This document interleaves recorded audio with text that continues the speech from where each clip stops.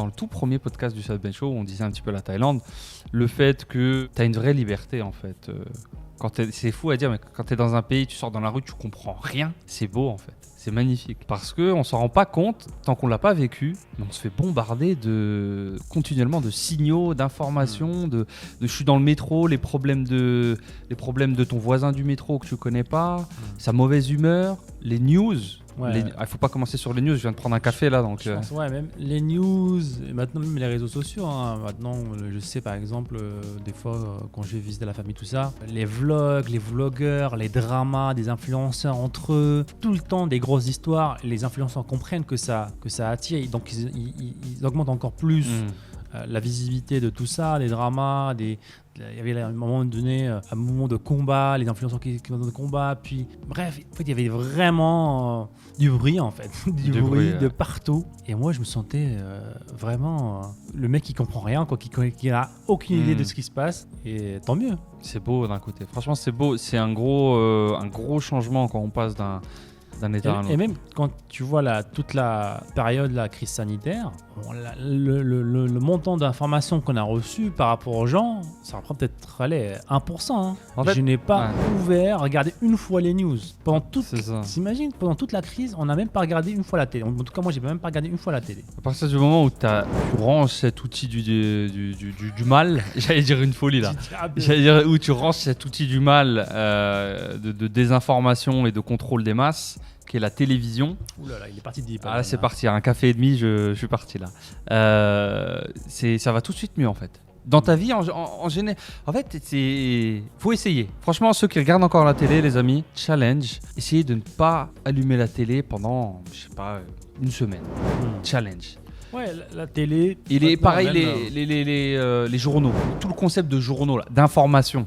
Essayez de ne pas vous informer pendant une semaine. C'est ça, et même pour vos réseaux sociaux, par exemple Facebook, Instagram, faites un petit peu le ménage en fait. Je sais pas, désabonnez-vous à des pages qui vous intéressent pas, désabonnez-vous à des chaînes YouTube qui vous intéressent pas, bloquez des comptes Instagram. Par exemple sur YouTube, sur la page de recommandation, il y a 3 petits points en dessous de chaque vidéo. Vous pouvez cliquer sur pas intéressé. Ça, je le fais tout le temps, moi. Je sais pas si tu le fais. Moi, je le fais tout le temps. Ça clean, en fait. L'algorithme est tellement fort qu'il t'enlève carrément toute la catégorie, en fait. Si tu le fais 2-3 fois, des fois, j'ai un peu trop de combats UFC dans mon feed. Je le fais sur 2-3 vidéos. Après, j'ai plus rien. Donc, utilisez l'algorithme à votre avantage aussi, des fois. Mais pareil pour Facebook, pour certaines publicités, peut-être aussi. Donc, soyez réactifs et non pas passifs. Parce que voilà, sinon, vous allez, et ça peut être une boucle malheureusement infinie, un cercle vicieux. Ouais. Infini, tu peux passer ta vie là-dedans en fait. Parce que les personnes qui produisent ce genre de contenu le font avec une intention de te garder là-dessus. Ils veulent pas te donner d'informations. Non. Ah non, mais c'est scientifique. Aujourd'hui, c'est des formules.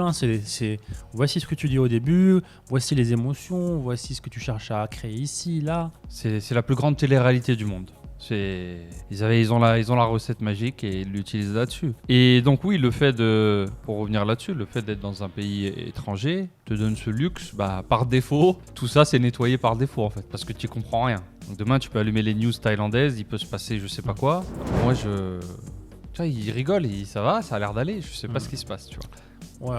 Surtout des fois, on te donne même pas l'autorisation. Je sais pas, tu vas au coiffeur, il y a la télé allumée, t'es englouti en fait. Ouais. Sauf que là, il y a rien, quoi. Tu comprends rien. Tu sais, ce genre de conversation gênante que vous avez dû avoir avec votre coiffeur.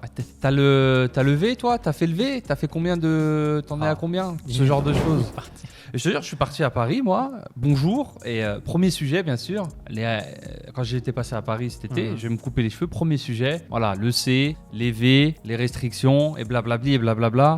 L'un des avantages quand je vais au coiffeur en Thaïlande, c'est que ça va bien, oui, ok, vas-y, coupe. Merci, au revoir. C'est ça. Avec le sourire. J'ai pas de prise d'otage là où tu es assis pendant 45 minutes et l'autre il est là en train de te donner ses opinions à droite à gauche, à deux doigts de te raconter ses problèmes. Ouais. Et voilà, quand ça s'additionne, ça peut faire beaucoup. Donc, c'est pour moi retrouver une forme de liberté.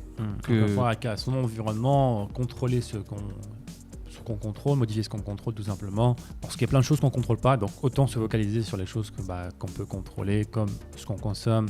On fait gaffe à ce qu'on mange, c'est logique de faire gaffe aussi à ce qu'on regarde, ce qu'on voit, ce qu'on écoute. Ça paraît logique, mais peu de personnes le font, tout simplement. Si vous avez aimé ce clip, cliquez ici pour voir d'autres clips. Sinon, cliquez ici pour voir l'épisode en entier. Ciao, ciao.